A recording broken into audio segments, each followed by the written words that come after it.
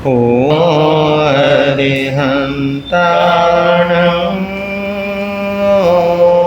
नमो सिरिसिद्धाणं ॐ नमो आयर्याणं ॐ नमो वज्रायणं नमो लोये सब साहुणं सो पंच नमोकारो सो पंच नमोकारो सर्व पावकनाशनो मंगलानंच सर्वे परमंगलहवै मंगलं मंगलानंच सर्वे परमंगलहवै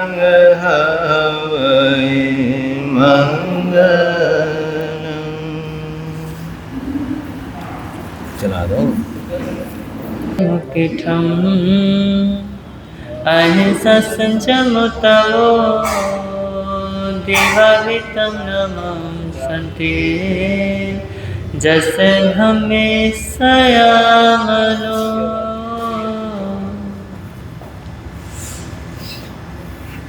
सर्वप्रथम तिन्नानम तार्यानम शासनिस प्रभु परमात्मा श्रवण भगवान महावीर स्वामी जी के पावन श्री चरणों में कोटिशाह वंदन, कोटिशाह नमन। समस्त गुरु भगवंतों के पावन श्री चरणों में, मेरे आराध्य पूज्य गुरुदेव के पावन श्री चरणों में कोटिशाह वंदन, कोटिशाह नमन एवं अन्य मुनिवृंद तथा इस प्रातःकालीन धर्म सभा में उपस्थित श्रीमद् उत्तराधर्म श्रुतदेव की आराधना के इन पावन फलों में उपस्थित जिन शासन के उपासकों एवं उपासिकाओं, आप सभी का हार्दिक हार्दिक स्वागत है।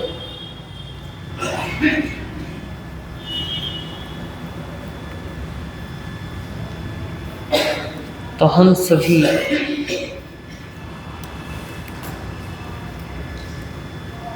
पुण्यवान है, सौभाग्यशाली है, महाभाग्यशाली है कि हमें जिनवाणी सुनने का सौभाग्य प्राप्त हुआ। और देखिए, हमारे जो जीवन में दुख है, इस दुख को अगर दूर करना है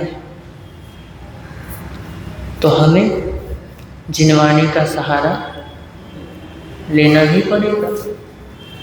और अगर हम इसका सहारा लेते हैं तो दुख खत्म हो जाते हैं। क्यों हो जाते हैं?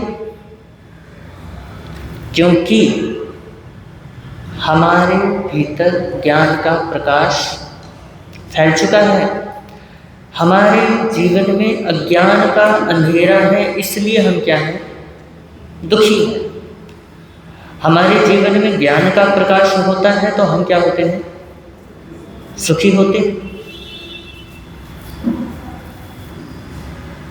तो जिनवाणी क्या है? जिनवाणी प्रकाश है, ज्ञान का प्रकाश, जो हमारे भीतर उतर करके हमारे दुख को समाप्त कर देता है, हमारी अज्ञानता को दूर कर देती है। अज्ञानता और दुख दोनों एक दूसरे के जन्मदाता है।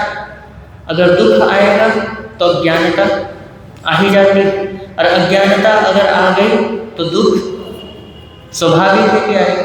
तो एक दूसरे को ये पालते हैं, पोसते हैं, एक दूसरे का ही ये भरण पोषण करते हैं। तो इन दोनों को अगर खत्म करना है तो ज्ञान का प्रकाश चाहिए ही चाहिए। अगर ज्ञान आ गया तो अज्ञान मिट जाता है, और ज्ञान के कारण ही जीवन में सुख उत्पन्न होता है तो स्वाभाविक है कि दुख भी खत्म हो जाएगा। देखो, ज्ञान से ही सुख उपज रहा है और सुख से ही ज्ञान उपज रहा है, दुख से ही अज्ञान उपज रहा है, अज्ञान से ही दुख उपज रहा है।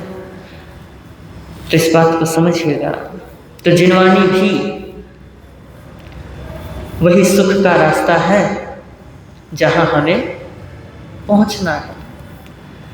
परमात्मा ने हमें बना बनाया राजमार्ग दिया हुआ है, क्योंकि कौन ऐसे माता पिता हैं जो नहीं चाहते कि हम अपने बच्चों को बना बनाया दुकान दें? कौन नहीं चाहता? चाहते हो नहीं चाहते? सब चाहते हैं कि हम अपने बच्चों को बना बनाया मकान दे, बना बनाया दुकान दे, सारा व्यापार सेट करके दे। उसी प्रकार परमात्मा ने भी हमें बना बनाया राजमार्ग दे दिया। उन्होंने कहा कि तू इस राजमार्ग से आ जाना, हम इसी राजमार्ग से गुजरे हैं, अगर तुझे मुझसे मिलना है तो तुझे इस रास्ते से आना ही पड़ेगा। तो ये उत्तराध्ययन सूत्र वही राजमार्ग है। उन्होंने रास्ता दिखाया इस सूत्र के माध्यम से।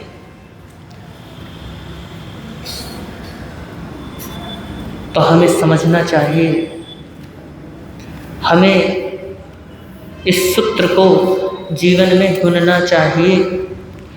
अगर यह सूत्र हमारे जीवन में उतर गया तो सच कहता हूँ, फिर आपको कोई उपदेश सुनने की जरूरत ही नहीं पड़ेगी, कोई वाणी सुनने की जरूरत ही नहीं पड़ेगी। इसका एक एक श्लोक ऐसा है कि आपके भव रोग को क्या कर दे। इसका एक एक पद परम औषधि है जो आपके भव के रोगों को क्या कर देगा, काट देगा, दूर कर देगा। तो ऐसे परोपकारी परमात्मा श्रवण भगवान महावीर स्वामी की हम सभी स्तुति करते हैं, गान करते हैं, गीत गाते हैं, महिमा गाते हैं, जयकारे लगाते हैं, लेकिन जयकारे लगाने मात्र से, उनके गीत गा लेने मात्र से, उनके उपदेश पढ़ लेने मात्र से जीवन परिवर्तित नहीं होता है। जीवन परिवर्तित कब होता है? जो उन्होंने दिया है उसको अपना लो। बस यही परमात्मा की पूजा, यही परमात्मा की पूजा हो गई, यही उनकी उपासना हो गई, यही उनकी आराधना हो गई।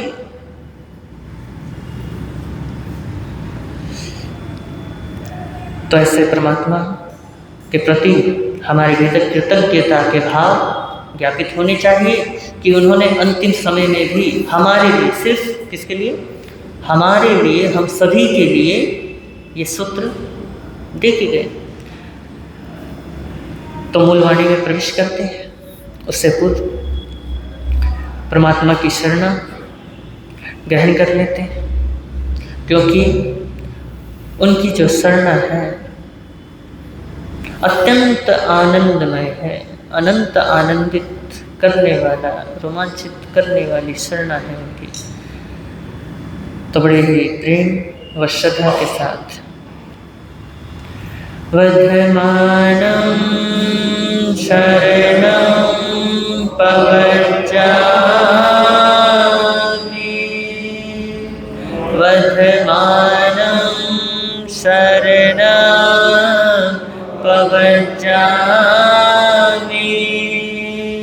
वर्धमानं शरणं पवज्जामि।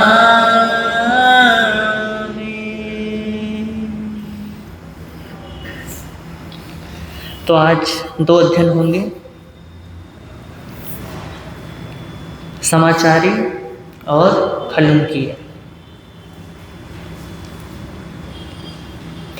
सामायारिं पवखामि सब दुख विमुखणि, जम चरितान निगंथा तिन्ना संसार सागरम पढ़मावस्यानामं बीय निसिहिया अपुच्छनाय तय चौथी पढ़ी पुच्छना पंचमी छंदना नामम इच्छाकारो य छठाओ सप्तमो मिच्छाकारो य तहकारो य अठमो अगुठाणं च नवमं दशमी उवसंपया ऐसा दंसगा साहुणं समायारि पवेया गमनेयावस्यं पूज थाणे पूज निसिहियं आपुच्छण सयंकने परगणे पड़े पुच्छना छंदनाद बजायणं इच्छाकारो य सारणे मिच्छाकारो य निंदाय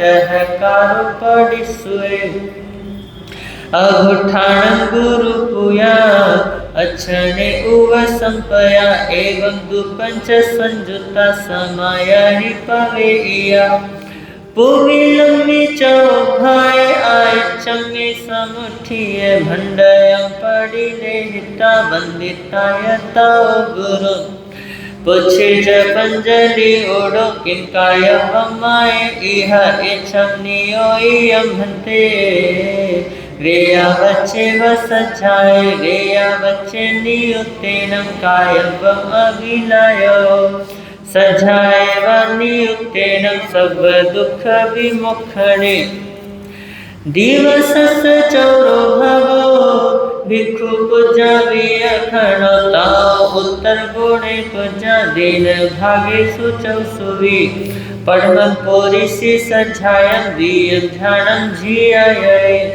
तयाय भिखारियं पूर्णो चौथी सज्जायं आषाढ़े मासे दुपया पोसे मासे चौपया चित्ता सोए सो मासे सो तिपया हवै होइसि अंगुलं सतरतेनं पखेनं च दूरंगुलं वढय हाय वावि मासेनं चौरंगुलम् आषाढ़ बहुले पखे भद्रवाय कतिय पोसेया फगुन वाय साहे सुया बुधवा मोमरताओ जेठा मूले आषाढ़ सामने छहिं अंगले हिं पड़ी लेहा अठहि दियत यम्मी तय दस अठहि चौथे रत्तिं पिचारो भागे भिक्षु पूजा वियखणो ताओ उत्तर गुण पूजा राय भाई सुचय सुवी पढ़म पोरिसि सज्जायं वियं ध्यानं झियाय तयाय निद मुखं तु चौथी भुजो विसज्जायं जमने जया रतिं नखतं तम्मी नह चाउ भाई संपत्ति वीर मिर्जा सज्जायं पौष काल में तम्मे नखते गयान चौ भाग सबसे सम्मी वेय रतियंपि कालं पड़िले हिठा मणि पूजा पुविलम्बी चौ भाई पड़िले हितान भंडयं गुरुं वंदितु सच्छायं पूजा दुख विमुखणं पोरिसिय चौ भाई वंदितान ताओ गुरुं अपरिक मित्ता कालस भायनं पड़िले है मुहपतिं पड़िले ता पड़िले हिज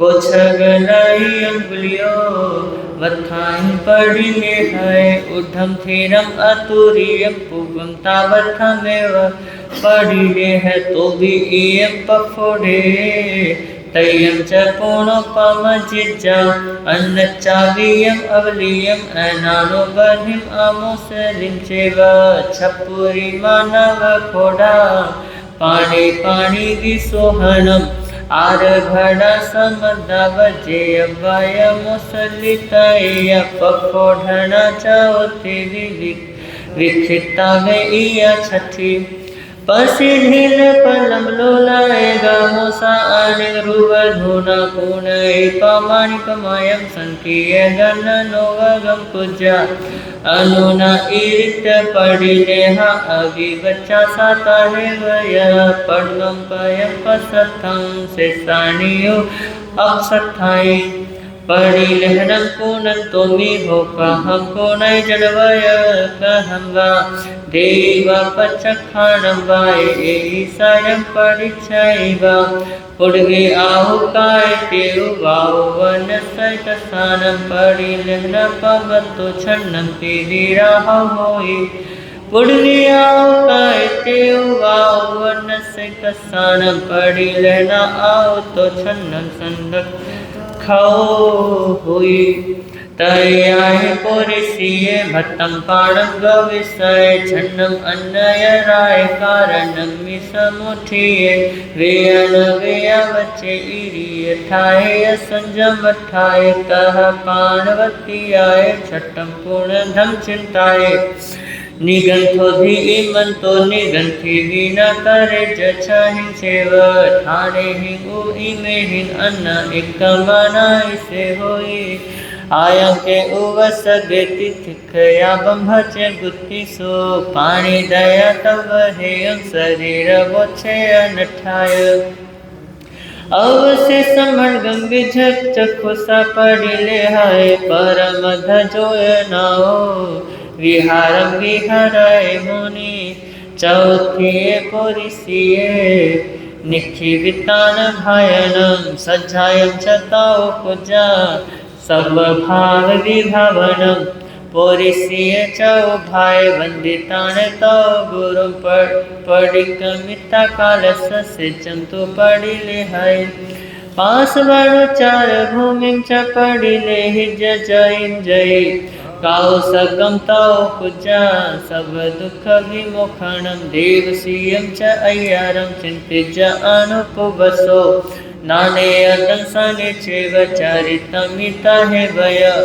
पार्य काउ सगो वंदितान ताओ गुरुं देवसीयं तु अय्यारं आलोय जह कमं परिकमितु निसल्लो वंदितान तौ गुरुं काउ सकम तौ पूजा सब दुख विमोखणम पार्य काउ सगो वंदितान तौ गुरुं थुए मंगलम च कौनं कालं संपडिले हाय पढ़मं पोरिसि सजायं दीयं ध्यानं जियायै तयाय निर्मोखम तु सजायं तु चौथिये पोरिसिये चौथिये कालम तु पडिले धिया सजायं तु ताओ पूजा अगहंते असंजय पोरिसिये चौ भाय वंदितान ताओ गुरुं पडिकमितु कालस कालम तु पडिले हय आ गए काय वो सगो सब दुख विमुखण काउ सकम तौ पूजा सब दुख विमुखण रायं च अय्यरं चिंतिज अनुपवसो नानमिदं सनमीय चरितमितवमीय पार्य काउ सगो वंदितान तौ गुरुं रायं तु अय्यरं आलोय जह कमं पडिकमितु निसल्लो वंदितान तौ गुरुं काउ सगम तौ पूजा सब दुख विमुखणम किंतवं परिवजामि एवं तथा विचिंत्ये काउ सगम तो पारिता करिजा जिन संथवं पार्य काउ सगो वंदितान तौ गुरुं तवं संपरिवर्जिता करिजा सिद्धां संथवं ईसा समायारि समासेन वियहिया जम चरिता बहु जीवति न संसार सागरं तीरे 27वां अध्ययन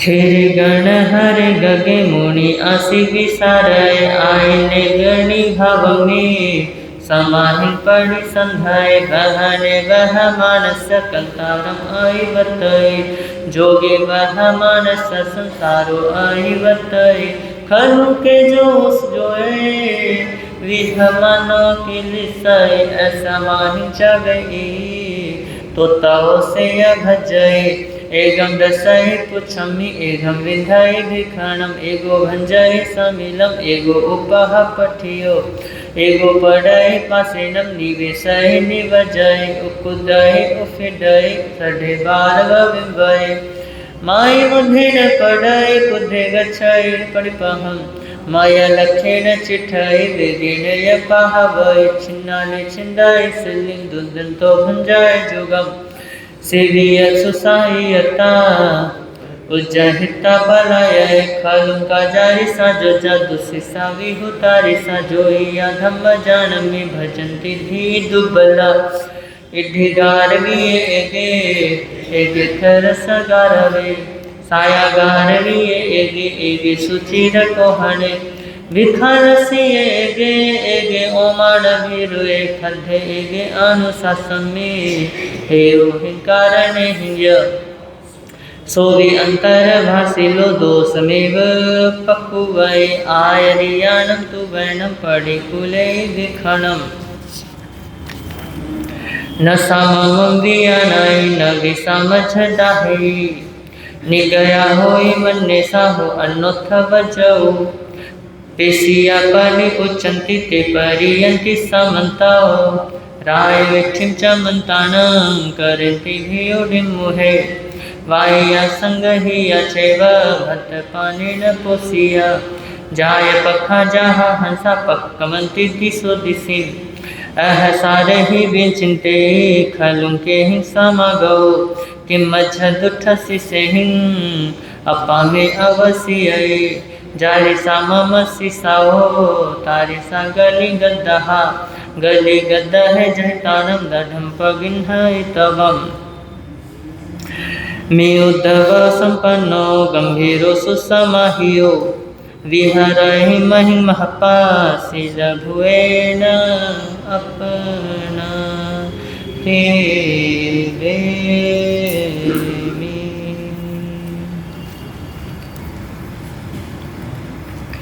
आलोयना पाठ। श्रीयाग में देवी है पन्नते तंजाहा सुत्तागमे अर्थागमे तदुभयागमे ए हवा श्रुत ज्ञान के विषय में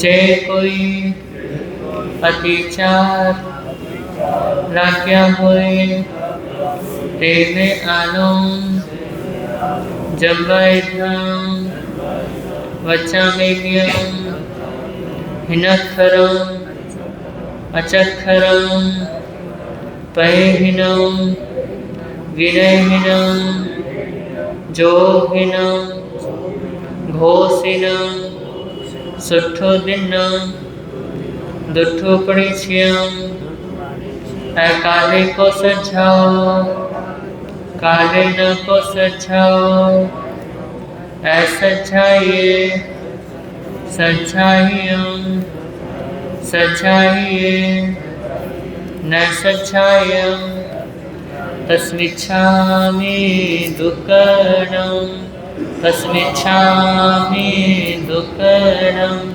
तस्मिच्छामि दुक्कडम।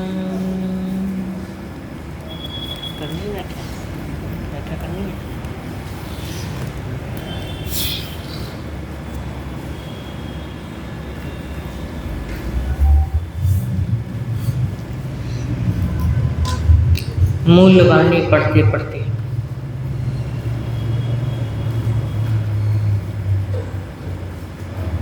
अत्यंत आनंद की अनुभूति होती है। मुझे तो होती है, आपको होती है या नहीं होती ये मुझे पता नहीं, क्योंकि पढ़ते पढ़ते ऐसा महसूस होने लगता है कि जैसे मैं नहीं बोल रहा, जैसे परमात्मा ही बोल रहा, और मैं शब्द खुद के नहीं सुन रहा बल्कि किनके शब्द सुन रहा हूँ, परमात्मा। बस इतना महसूस हो जाए, फिर देखो जिनवानी पढ़ने में आनंद क्यों नहीं आता। जरूर आता है, लेकिन हमारे अंदर कृतज्ञता के भाव आते ही नहीं हैं। कृतज्ञता के भाव आए तब तो पढ़ने का आनंद आए, नहीं तो एकदम से अरुचि भाव पैदा हो जाता है। किसको पढ़ते पढ़ते? शास्त्रों को पढ़ते पढ़ते। हम कोई भी पुस्तक पढ़ते हैं, एक बात गौर करना आप कभी भी, किसी की भी पुस्तक पढ़ते हैं, किसी भी व्यक्ति की या किसी भी धर्म की या किसी व्यक्ति विशेष की या किसी राइटर की, जब हम पढ़ते हैं तो हम किताब को पढ़ने से पहले उस व्यक्ति के बारे में थोड़ी सी जानकारी लेते हैं, और जानकारी लेने के बाद फिर हम क्या करते हैं, फिर उसके लिखे हुए लेख को या किताब को पढ़ते हैं। और देखिए उसमें आपने जो उस व्यक्ति का कैरेक्टर बनाया है अपने दिमाग में, थोड़े से जो सूचना लिया है आपने उसके बारे में, फिर आप उसके बारे में सोच करके उस किताब को पढ़ते हो कि वो व्यक्ति अगर ये बात बोल रहा होगा तो किस स्टाइल में बोल रहा होगा, कैसे बोल रहा होगा, किस तरीके से बोल रहा होगा, समझा कैसे रहा होगा। और देखना फिर जब आप इस तरीके से सोचते हुए पढ़ते हो तो आप पूरी किताब पढ़ डालते हो, पता भी नहीं चलता कि आपने पूरी किताब कब पढ़ दी। लेकिन आपने किसी भी किताब को उठाई, लेकिन उसके व्यक्ति के साथ कोई तादात्म्य भाव नहीं बैठाया, ना ही अपने साथ बैठाया ना ही उसके साथ बैठाया, तो आप 2 पन्ने पढ़ते हो किताब के और वापस रख देते हो। तो जिनवानी के साथ भी ऐसा ही होता है। जब हम अगर भगवान के साथ तादात्म्य भाव बैठा करके पढ़ते हैं तो सच में पढ़ने का आनंद ही कुछ और होता है। तो हृदय से इन पलों का आभार व्यक्त करें कि हे अनंत पुण्यवानी, जिसकी बदौलत मिली है हमें जिनवानी, है ना। करो आभार व्यक्त अपनी उस पुण्यवानी की, क्योंकि जिनवानी को सहेजने का, जिनवानी को पढ़ने का, स्थानक में आने का, स्थानक में आकर के पढ़ने का, यहाँ आकर के सुनने का, ये सब सौभाग्य जो प्राप्त हुआ है, ये सब किससे प्राप्त हुआ है? ये सब पुण्यवानी से ही मिला है।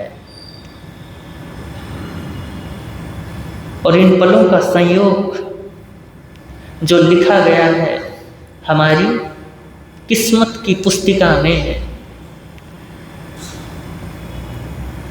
हम सभी उन शुभ कर्मों का क्या करते हैं, उन सभी शुभ कर्मों का आभार व्यक्त करते हैं। अगर वो शुभ कर्म हमसे ना होते तो हम यहाँ ना होते। तो उन पुण्यवानी का भी क्या कीजिए, अनुमोदना कीजिए। देखिए पुण्यवानी से धन भी मिलता है, पुण्यवानी से ही धर्म भी मिलता है ना, गजब की बात। लेकिन गौर कीजिएगा, जब आपको धन मिलता है तो आप बड़े प्रसन्न होते हो, और शायद जब आपको धर्म मिलता है तो आप उसको एक कॉमन चीज मान करके छोड़ देते हो। ज़्यादा उसमें कोई हंसी या उत्साह या उसमें खुश होने की बात नहीं बनाते, बल्कि धन मिल जाए तो एकदम से क्या हो जाते हैं, इतरा जाते। क्यों? क्योंकि धर्म आपके मायने में कोई ज़्यादा महत्वपूर्ण नहीं है, उसका कोई मूल्य नहीं है। मूल्य किसका है बताओ? मूल्य धन का है। इसलिए आप धन को सबसे पहले रखते हो, धर्म को बाद में रखते हो। नहीं तो अगर आपके समक्ष धर्म का अगर महत्व होता है ना, तो आप धर्म को पहले रखते और धन को बाद में रखते। तो ये चीज मान करके चलिए कि जिस धन में हम इतराते हैं, जिस धन को प्राप्त करके इतराते हैं, वो धन तो यहीं पे रह जाना है। लेकिन जो इन पलों में हर्षित हो जाएगा, आनंदित हो जाएगा, अंतर मन से तरंगित हो जाएगा और इन पलों में कहीं ना कहीं शुभ कर्मों का या पुण्य कर्मों का क्या कर लेगा, संचय कर लेगा, तो यही पुण्यवाणी हमें जिनवानी से जोड़ेगी और वही जिनवानी सुनाने वाले से जोड़ेगी, जिनेंद्र भगवान से जोड़ेगी। और अगर इस जिनवानी के प्रति और गहराई आ गई और गहरे चले गए, तो यही जिनवानी आपको जिनेंद्र भगवान बना करके छोड़ेगी। देखो क्या कमाल है, ये विशेषता है इस जिनवानी की कि आपको क्या बना दे, आपको तीर्थंकर पद भी देती है, आपको जिनेंद्र भगवान भी बनाती है, आपको पुण्यवान भी बनाती है, आपको चक्रवर्ती तक का पद भी दिलाती है। तो आपको इस वाणी के प्रति आस्था होनी चाहिए, अनुरक्ति होनी चाहिए, भक्ति होनी चाहिए, एक आह्लाद होना चाहिए। इसको आप ऐसे मत लीजिएगा कि चलो कोई ना, महाराज जी करवा रहे हैं, कर लेंगे, थोड़ा ऐसा कितने दिन रह गए, थोड़े से दिन रह गए, और क्या कर लेते हैं, और महाराज को झेल लेते हैं और सुन लेते हैं, क्योंकि भैया 6 तारीख हमारा बाट जो रहा है ना जी, क्योंकि हम तो भैया मुसाफिर हैं, 6 तारीख के बाद निकल जाएंगे। तो सोचते कि कोई बात नहीं, महाराज करा रहे हैं तो कर लेंगे, कम से कम इतनी फॉर्मेलिटी तो मत करना, बल्कि इसको अपने जीवन में जरूर उतार लेना। और कभी हिसाब लगा लिया करो कि जब हमें कोई मनचाही चीज मिलती है तो हम कितने खुश हो जाते हैं, कितने हर्षित हो जाते हैं, लेकिन तीर्थंकर चाही चीज हमें जो मिली है, आत्मा चाही चीज हमारे पास पड़ी है, तो हमारे भीतर वो हर्षिता, वो आह्लाद, वो खुशी क्यों नहीं पहुंचती है, क्यों नहीं उत्पन्न होती है? इसके ऊपर जरूर विचार कीजिएगा कि हमारे भीतर इस वाणी को सुन करके आह्लाद पैदा होना चाहिए। तो आज 26वां अध्ययन है ना, घड़ी के ध्यान है मेरा, 2 अध्ययन है, क्योंकि इस वक्त हमारे धंधे का समय है और आपके धंधे का भी समय, ठीक है जी, लेकिन हमारा धंधा 1 घंटे का ही है, इसलिए हम ज़्यादा कर नहीं सकते। अगर हमने ज़्यादा कर लिया तो फिर आपके धंधे में भी गड़बड़ी हो जाएगी। इसलिए हम चाहते हैं कि हम अपने धंधे के चक्कर में आपका धंधा क्यों बिगाड़ें, तो इसलिए समय पर छोड़ने का प्रयास करेंगे। और देखिए, ऐसा सेंसिटिव साधु आपको कहीं नहीं मिलेगा कि आपके बारे में भी सोचे। तो 26वां अध्ययन समाचार, आपने 24वां अध्ययन सुना था, और 24वां अध्ययन कौन सा था? 5 समिति 3 गुप्ती अष्टप्रवचन माता कह लो, सीधी सी बात है ना। देखिए वो अध्ययन 25वां अध्ययन, 26वां अध्ययन, 27वां अध्ययन, ये जितने पीछे से कनेक्टेड होते हुए आते चले जा रहे हैं।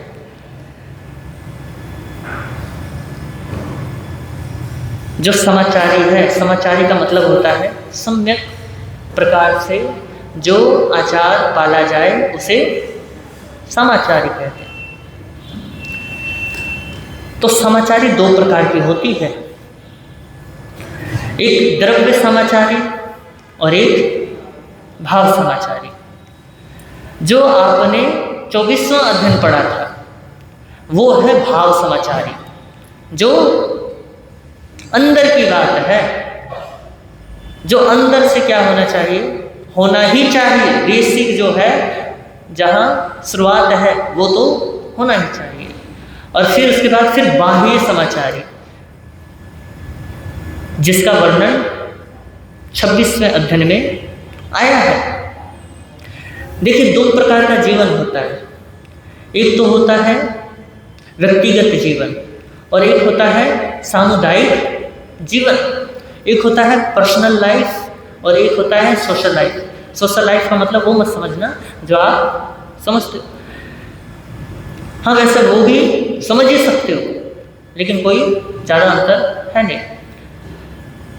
देखिए, व्यक्तिगत जीवन जीना बड़ा कठिन है और उससे भी ज़्यादा कठिन है सामुदायिक जीवन जीना।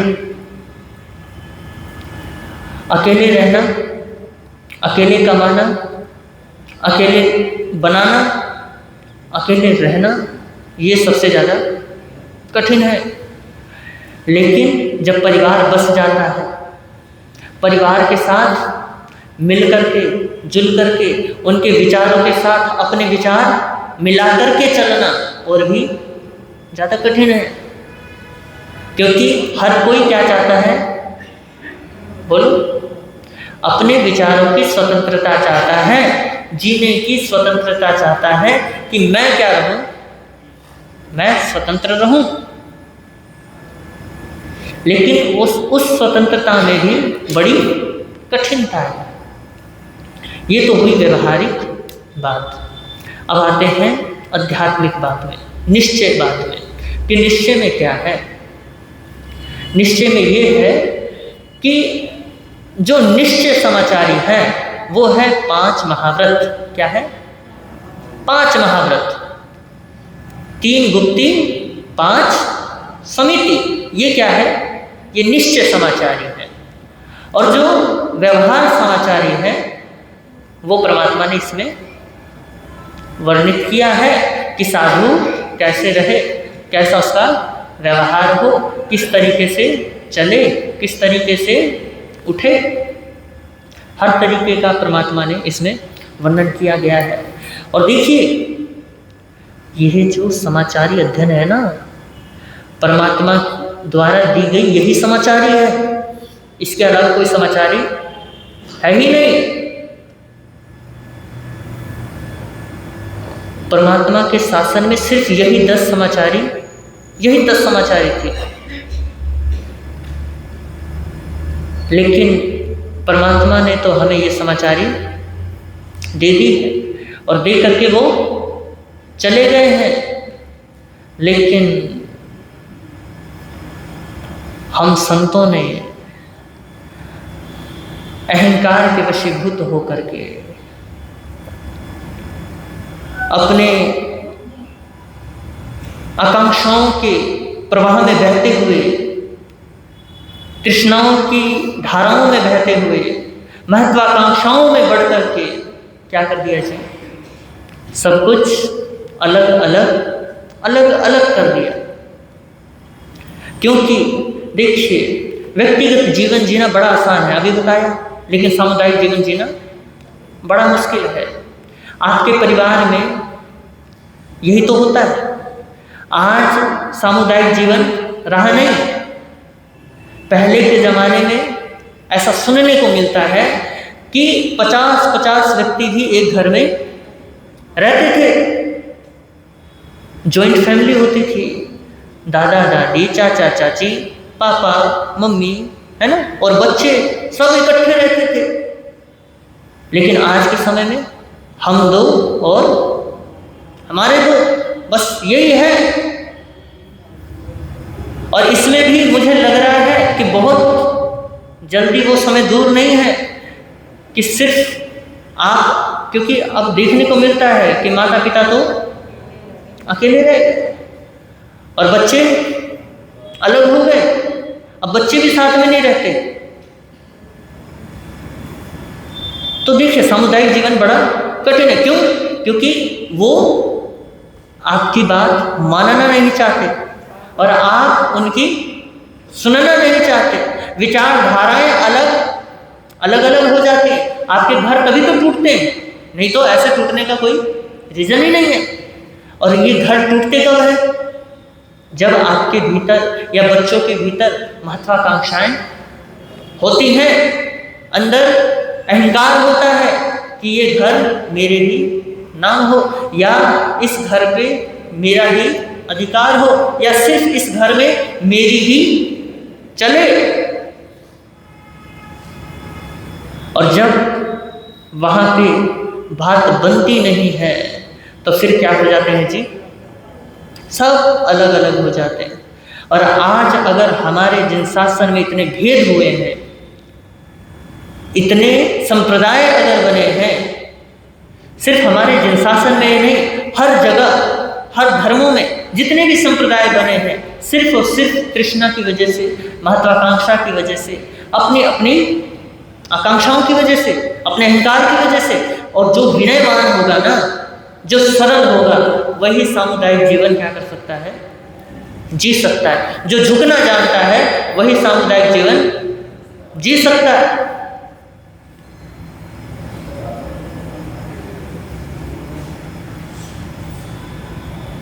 तो परमात्मा के द्वारा दी गई ये सिर्फ 10 समाचारी। और जो संत कहते हैं ना कि हमारी समाचारी नहीं मिलती, झूठ बोलते हैं। सही बोलूं, जिन शासन के वो विरोधक हैं, सही कहूं, चाहे इसमें हम हो चाहे कोई भी हो, जो कहते हैं कि हमारी समाचारी नहीं मिलती। अरे भगवान की समाचारी है या तुम्हारी समाचारी है? किसकी समाचारी है? तुम भगवान महावीर के शासन में रहते हो या भगवान महावीर तुम्हारे शासन में रहते हैं? अगर तुम ये कहते हो कि हमारी समाचारी नहीं मिलती, इसका मतलब तो भगवान की वाणी भी तुम्हारे अंडर ही चलती है। तुम तो उनके अनुसार चलते ही नहीं, भगवान भी तुम्हारे अनुसार चलते हैं। और अपनी प्रॉपर्टी कौन खोले? जल्दी से ये अध्ययन कोई सुनाता नहीं है। अगर कोई प्रबुद्ध श्रावक हो या कोई प्रबुद्ध साधु हो, अगर कह दे कि भैया समाचारी तो 10 ही है, तो ऐसा क्या है जो तुम्हारे और हमारे बीच में मिलती नहीं है? और ये 10 के 10 क्या है? सार रूप में समाचारी है। और इसी का ही जितने अगर कहते हैं कि चलो इसका ज़्यादा से ज़्यादा भेद प्रभेद कर सकते हैं, ज़्यादा से ज़्यादा क्या कर सकते हैं? भेद प्रभेद मतलब विस्तार कर सकते हैं। इससे समाचारी कोई अलग नहीं हो जाती।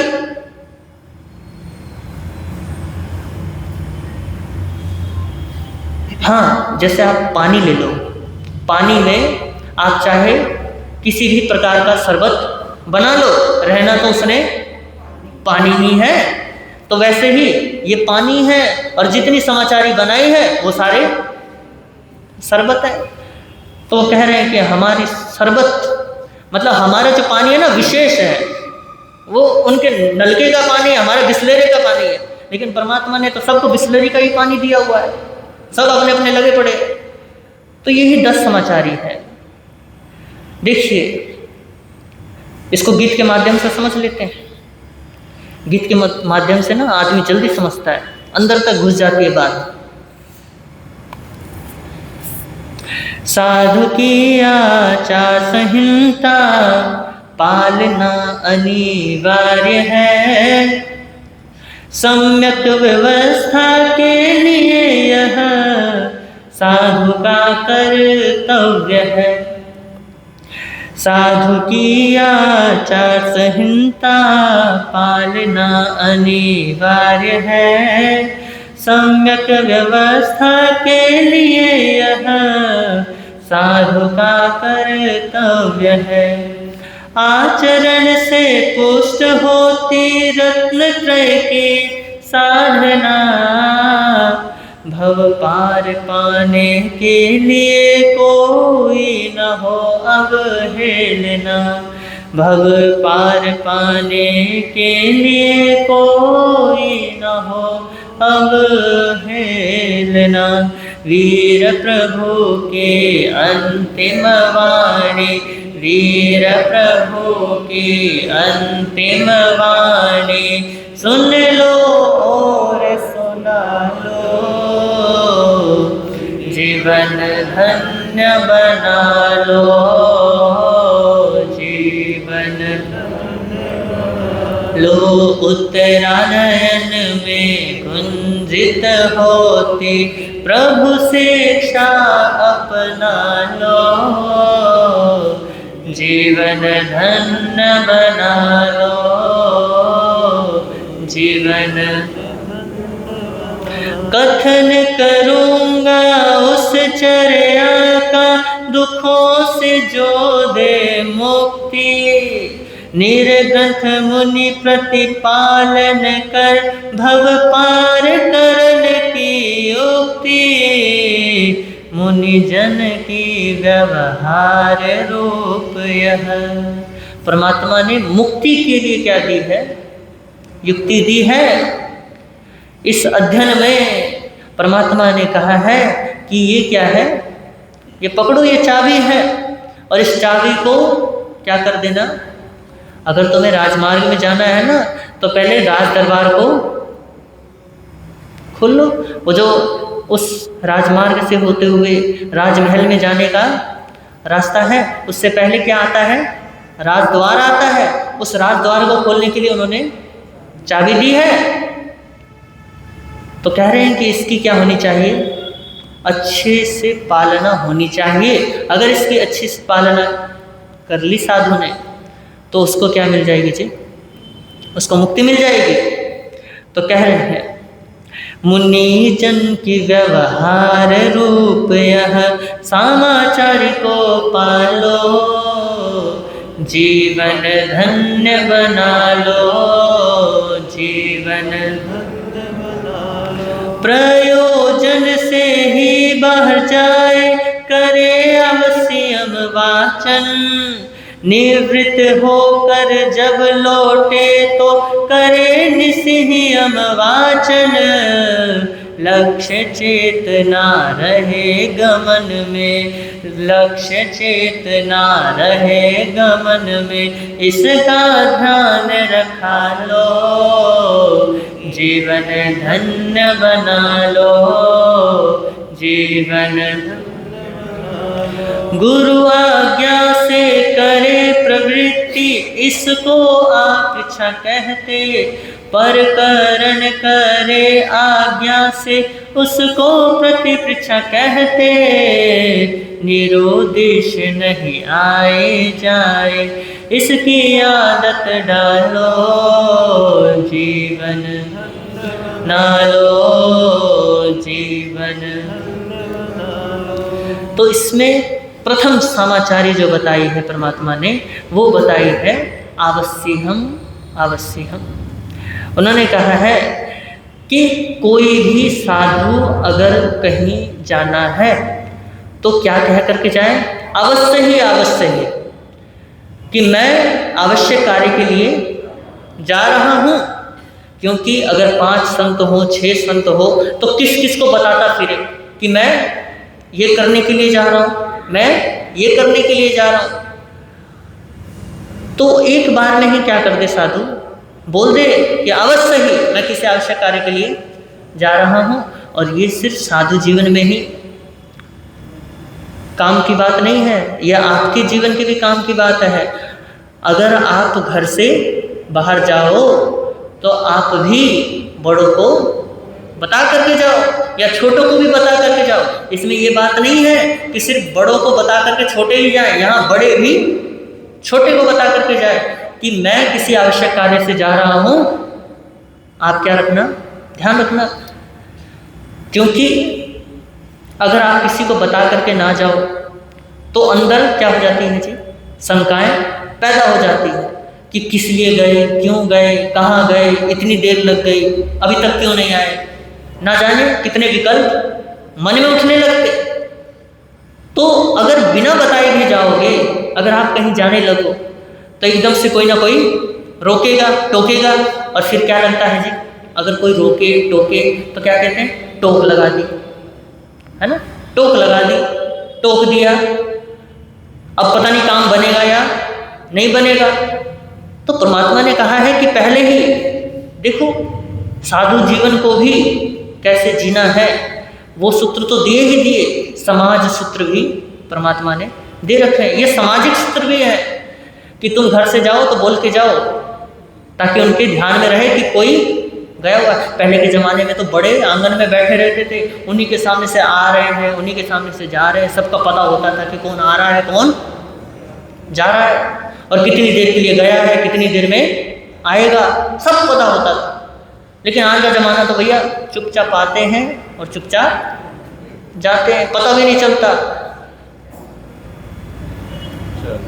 चलो, तो एक बात ये भी ध्यान रखना, इसमें एक बात और छिपी हुई है कि जब अगर कहीं जाओ ना, अगर आप कहते हो कि अवश्य ही अवश्य मैं कहीं जा रहा हूँ, तो हम यहाँ पे आज्ञा ले रहे होते हैं कि मैं कहीं जा रहा हूँ आपकी आज्ञा से, तो आप क्या रखना, कृपा रखना कि वो कार्य क्या हो जाए। तो आप भी अगर आपके कोई बड़े ना हो या कोई छोटे मौजूद ना हो, तो उस वक्त अपने जिनशासन देव को याद करते हुए कहना कि मैं किसी आवश्यक कार्य के लिए, उसी स्थान पे खड़े खड़े बोलना अवश्य ही अवश्य मैं किसी आवश्यक कार्य के लिए जा रहा हूँ। और जब आ जाओ तो उसी स्थान पे खड़े होकर के बोलना कि मैं निश्चय मैं आवश्यक कार्य से आ गया। अगला जो है निषेधिकी, निषेधिकी का मतलब होता है कि जो आवश्यक कार्य के लिए मैं गया था वो आवश्यक कार्य करके आ गया हूँ, तो वो कहे कि निश्चय ही निश्चय क्या कि मैं आ गया। तो श्रावकों के लिए भी कहा गया है कि श्रावक अगर स्थानक में आए पहले के समय में, और इधर क्या नाम है, हम महाराष्ट्र साइड गए थे, तो श्रावक कई ऐसे हैं प्रबुद्ध जीवी जो आगमों का बड़ा ही अच्छे जानकार हैं, तो वो जब भी स्थानक में आते हैं तो कहते हैं निश्चय ही निश्चय गुरु महाराज मैं आया हूँ। तो साधुओं को भी पता चल जाता है कि कोई श्रावक आया है, तो बता देना कि मैं आया हूँ, निश्चय निश्चय। फिर आती है आपृच्छना। आपृच्छना यानी अपने कार्य के लिए गुरु से पृच्छना करना, आज्ञा लेना कि मैं गुरुदेव ये काम करने जा रहा हूँ, तो क्या आपकी आज्ञा है कि मैं ये कार्य कर लूँ। तो यहाँ पे गुरु महाराज का काम है कि उनको आज्ञा देना या नहीं देना, और यहाँ पे शिष्य का काम है कि गुरु आज्ञा को स्वीकार करना या नहीं करना। अगर नहीं करता है तो भैया समाचारी का दोष लगता है, और अगर आज्ञा मानता है तो वो शुद्ध समाचारी पाल रहा होता है। तो अगर गुरु कह दे कि नहीं भैया ये काम नहीं करना है तो नहीं करता है, अगर कह दिया कि करना है तो करना है। फिर प्रतिपृच्छना, दूसरों के कार्य के लिए भी पूछना। कई बार हम सोचते हैं ना कि दूसरों का भलाई तो कर रहे हैं, पूछने की क्या जरूरत है, कोई बुरा थोड़ी ना कर रहे। लेकिन यहाँ पे कहा है परमात्मा ने कि क्या लेना है, आज्ञा लेनी है कि किसी का भला करना है या नहीं करना है, किसी का सेवा करना है या नहीं करना है। गुरु महाराज देखेंगे स्थिति को, परिस्थिति को, उसके बाद क्या देंगे, आज्ञा देंगे। कई बार ऐसा होता है ना, आप भला करने के लिए जाते हो और कई बार बुरा हो जाता है। कई बार आप किसी के ऊपर विश्वास करके उसका भला कर देते हो, और कई बार वही अविश्वास जता देता है, विश्वासघात कर देता है आपके साथ। तो इसलिए उसके लिए भी क्या लेना है, आज्ञा लेनी। संतों को अपने गुरु से आज्ञा लेनी है कि मैं उन संतों की सेवा करूं या ना करूं। तो गुरु महाराज आज्ञा देते जरूर हैं कि तुम क्या करो, सेवा करो। तो अब अगली पंक्ति है, भिक्षा में जो प्राप्त हुए हैं दूजों को दे आमंत्रण, लाने को जाए तब पूछे क्या लाऊं मैं मुनिगण, इसे छंद ना बतलाया है शिष्ट भाव अपना लो जीवन, लो जीवन। जाने इच्छा अन्य साधु की तदनुरूप सेवा करना, अथवा काम कराना उनसे इच्छा कार बरतना। अनुग्रह हो आपस में सबके, अनुग्रह हो आपस में सबके, संघीय जीवन पालो जीवन, लो जीवन। अब यहाँ पे बताया है कि छंदना, छंदना क्या है कि आप कुछ भी लेकर के आते हो, कुछ भी द्रव्य हो, वस्तु हो, खाने पीने की चीज़ हो या पहनने की चीज़ हो या किसी भी स्वाध्याय में काम आने वाली चीज़ हो, अपने गुरु को क्या करना है, दिखाना है कि गुरु महाराज क्या आपको ये चीज़ कलपती है, क्या आपको इस चीज़ की आवश्यकता है। तो शिष्य क्या करता है, निवेदन करता है अपने गुरु से कि आप ये क्या कीजिए, ग्रहण कीजिए अगर आपको आवश्यकता हो तो गुरु को अगर आवश्यकता होती है तो स्वीकार कर लेता है, नहीं तो नहीं करता है। तो छंदना कि कोई भी चीज़ लेकर के आए तो अपने गुरु को दिखाए। कई बार ऐसी भी मनस्थिति हो जाती है कि व्यक्ति लेकर के तो आता है लेकिन दिखाता नहीं है। क्या पता गुरु महाराज ले ही दे ना। कई बार बच्चों के अंदर भी तो ये भाव आ जाते हैं कि माता पिता, और कई बार रिश्तेदार आते हैं, रिश्तेदार पैसे दे करके जाते हैं, और जब पैसे दे करके जाते हैं तो बच्चों के अंदर होता है कि मम्मी पापा दे या ना दे, अंदर रख लेता है। और उसके बाद मम्मी पापा मुझे देते गए, पर नहीं, कहाँ दिया उन्होंने, बिल्कुल नहीं। तो इस तरीके के छंदना, छल करना, छिपाना, तो छिपाना नहीं है ना। कई बार होता है जाना कहीं और होता है, बताते कहीं और है, तो क्या नहीं करना, निरुद्देश्य भी चलना नहीं है, जाना नहीं है। तो उद्देश्य होना चाहिए, हर क्रिया में उद्देश्य होना चाहिए। अगर उद्देश्य हो तो कोई भी क्रिया पाप क्रिया नहीं होती है। फिर इच्छाकार का मतलब होता है कि इच्छा व्यक्त करना कि गुरु महाराज मेरी ऐसी इच्छा है कि यह कार्य मैं करना चाहता हूँ, और गुरु महाराज क्या करते हैं, इच्छा व्यक्त करते हैं कि ठीक है कर ले। तो फिर अगर वो कार्य वो कर रहा होता है तो उस वक्त शिष्य विनय भाव के साथ कहता है कि गुरु महाराज ये कार्य तो मैं कर दूंगा, लेकिन एक कार्य ये भी है, आप क्या कर दीजिएगा, आप इस कार्य को अगर आप कर सकते हो तो आप इस कार्य को संपन्न कर दीजिएगा। तो सामने वाले की इच्छा जानना, ये क्या है, इच्छाकार कहलाता है। तो अब अगली पंक्ति है, प्रमादवश कोई चूक हुए तो मिथ्या दुकड़म कहना, मिथ्याकार समाचारी है आत्मनिंदा करना। प्रमादवश कोई भूल हुए तो अपने दोष निकालो, जीवन गुरुवर देवे सूत्र वाचना अथवा कभी पुकारे, निर्वाह करे तब तथाकार का कहते शब्द उचारे। नम्र भाव से माने उसको आग्रह भाव छुड़ा लो, जीवन। यहाँ पे कहा गया कि तथाकार और मिथ्याकार क्या है कि प्रमादवश जो भूल हो गई उसका क्या करना, उसकी आत्मनिंदा करना, उसकी आलोचना करना, उस चीज़ की मिच्छा में दुक्कड़म करना। आप लोग तो सॉरी कहते हो, हम लोग मिच्छा में दुक्कड़म कहते हैं। आप लोग के लिए शब्द है सॉरी और हमारे लिए मिच्छा में दुक्कड़म। और देखिए जो गलती होती है वो प्रमादवश ही होती है, आलसवश नहीं होती है। आलसी व्यक्ति क्या करेगा, लेटा ही रहता है बेचारा, वो क्या करेगा, गलती लेटा रहता है। तो शरीर से आलस पैदा होता है और प्रमाद भीतर से होता है, मन से होता है कि जैसे जैसे गंदे गंदे विचार आते चले जाते हैं वैसे वैसे उसके भाव गंदे होते चले जाते हैं, वैसे वैसे वो प्रमादी होता चला जाता है। भाव जैसे जैसे शुद्ध होते चले जाते हैं वो अप्रमाद में आता चला जाता है। यही प्रमाद और अप्रमाद की व्याख्या है। जितने शुभ भाव उतना अप्रमादी और जितने अशुभ भाव उतने ही प्रमादी। शरीर से अगर कोई नींद ले रहा है तो ये मत समझना कि वो क्या है, प्रमादी है। अरे वो शरीर का धर्म है, वो क्या होता है, थकता है।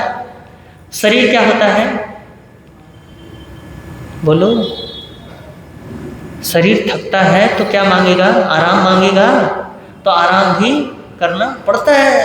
तो उसको प्रमाद में मत गिनना। वो आलस हो सकता है कि बे टाइम सो जाना, वो क्या है, वो आलस में गिनोगे आप, लेकिन प्रमाद में नहीं गिन सकते। हाँ, अगर भाव गंदे हो गए और भाव ऐसे हैं कि खाओ पियो मौज करो मस्त रहो, खाने पीने सब कुछ मिल रहा है, तो ये हमारा प्रमाद है। तो ऐसे प्रमाद से बचना है, मिथ्या का, है ना, इस चीज़ की आलोचना करनी है और उस दोष को दूर हटाना है। ऐसा नहीं कि दोष कर दिया, कह दिया मिच्छामि दुक्कडम, फिर दोष कर दिया, फिर कह दिया मिच्छामि दुक्कडम। अब बताओ, अगर कोई आपके गाल में एक थप्पड़ मारे और कहे सॉरी, फिर एक थप्पड़ मारे फिर कहे सॉरी, फिर एक थप्पड़ मारे कहे सॉरी, फिर चौथी बार आप मारोगे कहोगे सॉरी, है ना, अच्छा लगेगा? तो ऐसे ही दोस्त को क्या करना है, एक बार सॉरी कह दिया है तो फिर क्या कर दो, छोड़ दो, दोबारा करने की उसको जरूरत नहीं है। अगर करोगे तो वो तुम्हारी अभी मिच्छामि दुक्कडम हो ही नहीं है। फिर तथाकार कि गुरु जो भी उपदेश दे, गुरु अगर आदेश दे या बुलाए तो क्या कहे, टहती गुरु महाराज जैसा आप कह रहे हो सही कह रहे हो, और बुलाने पर तुरंत टहती कहते हुए कि गुरु महाराज मैं क्या हो रहा हूँ, आ रहा हूँ आपकी सेवा में, आपने बुलाया है मैं आ गया। फिर अभ्युत्थान और उपसंपदा, गुरुदेव जब भी आए तो उठकर सम्मुख जाए, अभ्युत्थान समाचारी है सेवा कर हर्षाए, गुरु पूजा करके साधु जन गुरुता का धन पालो, जीवन धन्य बना लो जीवन। त्रिरत्नों की प्राप्ति हेतु उपसंपदा है पाए, अन्य गुणों में जाकर भिक्षु अपना ज्ञान बढ़ाए, गुरु आज्ञा से ऐसा कर ले इसका ध्यान रखा लो, जीवन धन्य बना लो जीवन।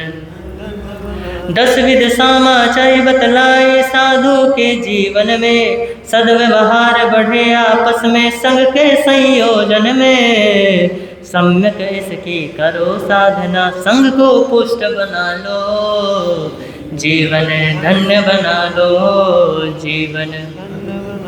अभ्युत्थान यानी जब गुरु आए, बड़े आए तो अपने आसन से खड़े हो जाना। गुरु की ये क्या है, ये गुरु का सम्मान है कि गुरु आए हैं तो उनके लिए क्या हो जाना, उनके सम्मान के लिए खड़े हो जाना, ये अभ्युत्थान होता है। कई बार तो कई संत ऐसे होते हैं कि कई बार गुरु महाराज बार बार आ रहे हैं जा रहे हैं एक ही जगह से, तो कई बार वो जगह ही बदल लेते हैं, ऐसी जगह बैठ जाते हैं जहाँ गुरु महाराज आए ना, बार बार आए जाए ना, कभी कभी आ गए तो चलो, लेकिन बार बार ना आए तो जगह बदल लेते हैं। लेकिन ऐसा नहीं होना चाहिए, बल्कि जितना उठोगे उतने ही उठते चले जाओगे और जितना बैठोगे उतने ही बैठते चले जाओगे। जो गुरु की नज़रों में रहता है ना, सच में वो ऊंचाइयों को जरूर प्राप्त करता है, और जो गुरु के पीठ पीछे रहता है वो व्यक्ति डूब ही जाता है। आगमों में ये भी कहा है कि साधु कभी अकेला ना रहे, अकेला रहने का सिर्फ उन्हीं को आज्ञा है जो क्या है, जो स्थिर है, जो स्थविर है, जो संयम में दृढ़ है। हर किसी को अकेला रहने का विधान नहीं है। बाकी विशेष कारण हो सकता है, किसी कारण विशेष से कोई अकेला रहे, लेकिन अकेला नहीं कलपता है। फिर उपसंपदा, देखो क्या प्रेम रहा होगा, क्योंकि हो सकता है संग उस समय परमात्मा, क्योंकि 11 गणधर थे, 11 गणधरों के अलग अलग शिष्य संपदा है भैया, तो है तो भगवान महावीर के ही, सब एक दूसरे के साथ रहते हैं, लेकिन शिक्षा जैसे होता है ना, 3 गुरु भाई हों तो 3 गुरु भाइयों के अलग अलग शिष्य होते हैं, तो तीनों अलग अलग क्या करते हैं, तीनों अलग अलग शिक्षा देते हैं। तो उपसंपदा, अगर मान लो मैं कुछ सिखा रहा हूँ अपने शिष्य को, तो क्या हो जाए, उसको वो शिक्षा देगा, लेकिन हो सकता है जो विद्या मेरे पास ना हो वो विद्या बगल वाले के पास हो, तो कह देगा भैया तू क्या कर जा, उधर चला जाओ, उधर क्या मिलेगा तुझे, ज्ञान मिलेगा। उपसंपदा का मतलब यही है कि अपने गच्छ को छोड़ करके या अपने गुरु को, आचार्य को छोड़ करके दूसरे आचार्य के सन्निधि में जा करके उनको गुरु के सम्मान मान करके जो समय निर्धारित किया गया है तब तक के लिए उसको क्या मान लेना, गुरु मान लेना, और वहाँ पे अपने ज्ञान दर्शन चारित्र को क्या करना, पुष्ट करना। ये है उपसंपदा। तो ये 10 समाचारी बताई है परमात्मा ने, और जो इस समाचारी को पालता है, जो इस सद्व्यवहार को जीवन में उतारता है, तो संघ क्या होता है, संघ पुष्ट होता है, संघ सुंदर बनता है। संघ में फिर किसी प्रकार का भेदभाव नहीं होता है, और भेदभाव अगर हो रहा है तो ये 10 समाचारी हमारे जीवन में अभी सही से उतरी ही नहीं है। अब देखिए, चलते हैं 27वां अध्ययन खलुंग की। आज कर दूं या कल करूं? वैसे समय हो गया, चलो कल ही कर लेंगे, है ना। तो आगम विरुद्ध कुछ कहा गया हो, तस्मिच्छामि दुक्कडम, और आप सभी ने मुझे बड़े प्रेम के साथ सुना, इसके लिए बहुत बहुत अनुग्रहित हूँ।